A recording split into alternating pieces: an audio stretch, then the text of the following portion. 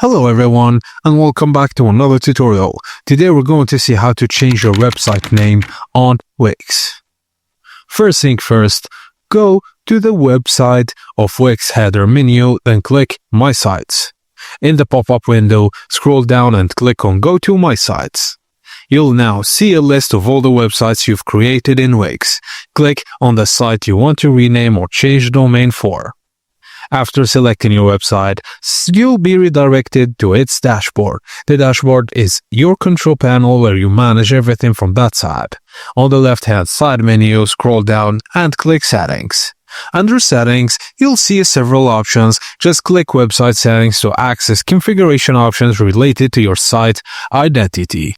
Now look for the section Site Address and you'll see the current site name as a part of the URL. Click the field and type your new site name, and for example replace Bachelor as with your new brand name such as One Smart Sheep.